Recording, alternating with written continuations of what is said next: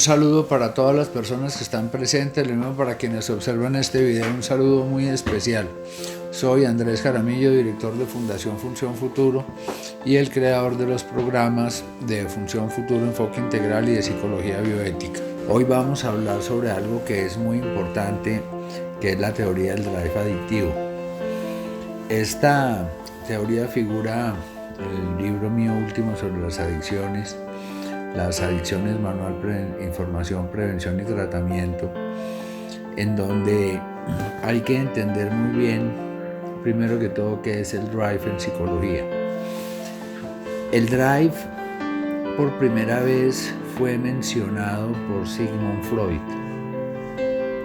para hacer alusión a aquello que transporta o moviliza nuestra energía intrapsíquica, que es la pulsión. En términos de Freud podemos entender que la pulsión es la mínima expresión de la energía intrapsíquica, es decir, que la pulsión va antes de la impulsión. Es bueno entender esto, que la pulsión bien puede ser, lo podemos entender como esa energía que pulsa hacia un pensamiento, pulsa hacia un sentimiento, pulsa hacia una emoción, y aquí está el impulso, que es ya donde viene un contenido de impulsión, de propósito, de intencionalidad.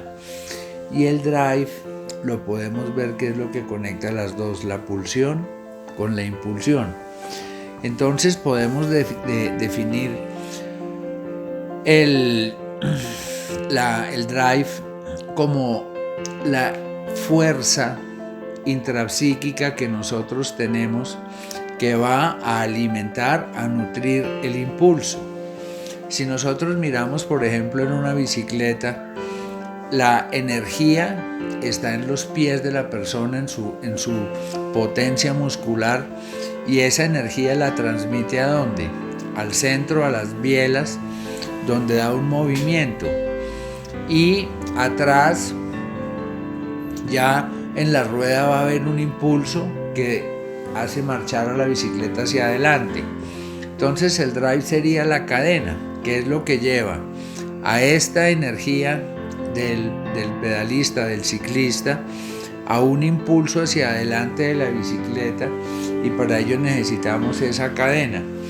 Entonces, cuando hablamos del drive, tenemos que entender qué es lo que nutre la motivación humana. Mucho se ha escrito sobre la motivación, pero debemos entender que neurobiológicamente la motivación está en el mismo circuito dopaminérgico, en el circuito de recompensas. ¿Por qué se llama el circuito de recompensas? Porque nosotros todo lo que actuamos, lo actuamos bajo una mecánica de insatisfacción versus satisfacción. Cuando activamos ese circuito, obviamente hay momentos en que está en reposo. Cuando activamos ese circuito, sentimos una insatisfacción, sentimos una necesidad. Y si tenemos un drive sano, ese drive nos va a ayudar a accionar movimientos, a accionar controles, a accionar nuestra intencionalidad para suplir ese vacío, ¿sí? Para suplir esa necesidad. Entonces el drive es absolutamente necesario. Cuando nosotros estamos viendo, el drive es lo que nos va a llevar a la recompensa, a la satisfacción. Entonces tenemos nosotros una motivación intrínseca y una motivación extrínseca. Aun cuando no son de mucha importancia en esta charla, vale la pena citarlas, porque la motivación intrínseca es por y para mí mismo, y la motivación extrínseca es para lo de afuera, para el tú, para ustedes, para ellos. Entonces es por otras personas y para otras personas. Pero lo que más importa aquí es establecer la diferencia entre la motivación primaria y la motivación secundaria. La motivación primaria es algo, según las teorías de la motivación humana, es algo que es primario, que es básico, que es lo que Abraham Maslow llama las necesidades básicas: comer, dormir, tener relaciones sexuales, que son cosas muy básicas, muy básicas, muy básicas, y las secundarias son las cosas que son accesorias. Pero si nosotros llevamos esta teoría de la motivación humana, esta teoría de motivaciones primarias y secundarias, vamos a entender de que hay cosas necesarias y hay cosas accesorias. Entonces, ¿qué pasa con la droga? La droga inició como algo accesorio, como algo que era una motivación secundaria, pero en el momento en que se crea una adicción, esa motivación secundaria se hace una motivación primaria. Es decir, que en los términos de Emmanuel Kant se convierte en un imperativo categórico. Entonces, en términos de Kant vemos que la motivación primaria es un imperativo categórico, es decir, o lo hago, no hay vuelta de hoja. Y ya cuando una motivación secundaria se convierte en una motivación primaria es que surge el imperativo categórico por consumir. Entonces, ¿por qué es tan importante? Porque tenemos que entender de que en ese proceso nuestro drive, ¿sí?, primario va a trastocarse completamente, los drives secundarios se van a trastocar completamente, porque nosotros tenemos unas áreas de desarrollo donde vamos a meter nuestros drives. Tenemos un drive personal, que es mi propia persona, el proceso en términos de Rogers de convertirme en persona, de usar mis valores personales, de conseguir no solo lo referente a mi persona, sino lo que tiene mi persona, lo mío, que también es muy importante. Entonces tenemos también un drive social a nivel de pareja, a nivel de hijos, a nivel de familia. Tenemos un drive a nivel ya puro social, de los amigos, estas personas, conocidos. Tenemos un drive medioambiental, cómo es que estamos con el medio ambiente. Tenemos un drive material, cómo es que yo consigo mis cosas materiales. A ver, el trabajo, voy a tener esta ganancia. Eso también es importante, que tenga un drive, porque ahí hay unas motivaciones. Entonces, ya cuando nosotros vemos que también tenemos un drive espiritual, ¿qué pasa? Todos estos drives que van hacia las áreas de desarrollo empiezan a torcerse porque van atraídos por el poder, llamémoslo fuertemente gravitatorio, que tiene el consumo de droga. Entonces estos drives que yo tenía hacia sí mismo, hacia mi familia, hacia la sociedad, hacia las cosas materiales, hacia mi mundo espiritual, lo viene a absorber. Entonces la persona pierde el interés en su propia persona, por eso es el descuido personal. Pierde el interés en la familia, por eso los problemas de familia.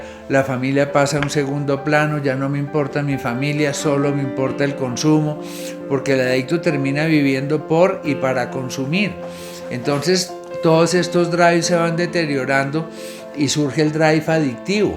Entonces ese drive adictivo es el que va subyugando y va dominando a todos los demás drives, porque se hizo un drive primario, se hizo un drive fuerte, un drive completamente arraigado, donde la persona solo va a querer consumir, solo va a querer estar en contacto con la sustancia. Y vemos que en la medida en que avanza la enfermedad adictiva, más fuerte se hace ese drive, porque al principio son consumos de vez en cuando, la enfermedad todavía no ha invadido tanto espacio, tanto tiempo, pero ya después invade espacios académicos, la universidad, el colegio, espacios laborales, el trabajo, espacios familiares, los absorbe completamente, hasta que la persona ya quiere estar bajo el efecto permanentemente, porque también va invadiendo el tiempo, lo que al principio era un fin de semana, cuando era un drive secundario, o de vez en cuando. Después entonces ya empiezan los consumos mañaneros, empiezan los consumos en solitario, ya la persona empieza a disparar completamente su adicción porque apareció el drive adictivo. Entonces, menos mal existe la neuroplasticidad cerebral, de la que tanto hemos hablado, porque hay que entrenar nuevamente al cerebro a que haga esa conexión de empezar nuevamente a interesarse por sí mismo, interesarse por esa primera dinámica, por esa persona, por los valores personales, a interesarse por la familia, reparar vínculos familiares, restablecer las relaciones familiares, ir restableciendo el trabajo, las actividades intelectuales, académicas, después ir restableciendo también el mundo material, ¿no? El trabajo, conseguir las cosas, lograr la autonomía, volver a tener una espiritualidad completamente legítima, porque incluso hay personas que creen que con las drogas mejoran su drive espiritual y se tienen viajes místicos, pero eso es un cerebro completamente alucinado, eso es algo que es ilegítimo, eso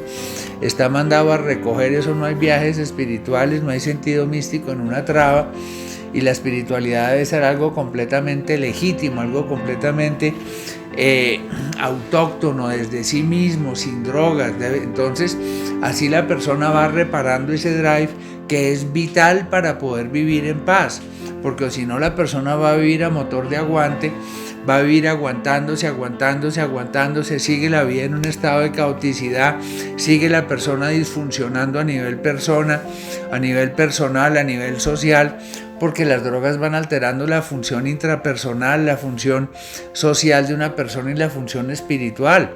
Entonces, si yo quiero llegar a funcionar nuevamente, yo tengo que volver a desprender ese drive de ahí, y por eso es tan importante dejar de pensar en droga, dejar de hablar de droga, dejar de hacer apología de la droga, porque si no mi drive me va a llevar ahí, puede que deje de meter, pero me la paso hablando de droga, me la paso recordando las ollas, me la paso recordando las personas con las que fumaba, los episodios de consumo, porque siempre por el drive adictivo me va a llevar allá, ¿sí?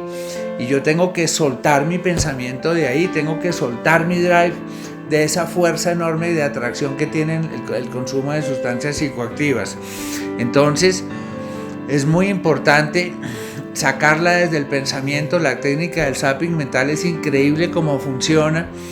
Apenas llega el pensamiento de droga, cambiar de canal. La vida es mucho más grande que la droga, pensar en otras cosas.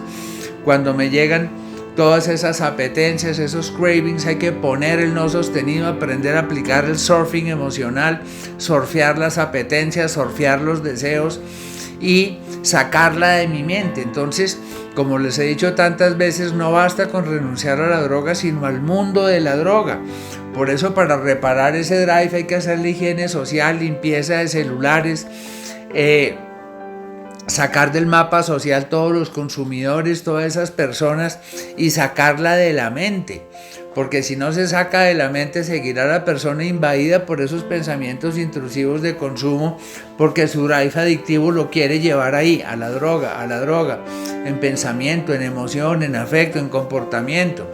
Entonces es muy importante entender de que después de un proceso de neuroplasticidad cerebral, ya pasó la semana, los 14 días llegaron los 23 días, y ahí ya hay un proceso de conectividad mucho más reparado, mucho más eficiente, y de ahí va siguiendo a los 60 días, a los 90 días, cuando se dan cuenta ya tienen el año, pasaron los 2 años y ya el drive está completamente reparado.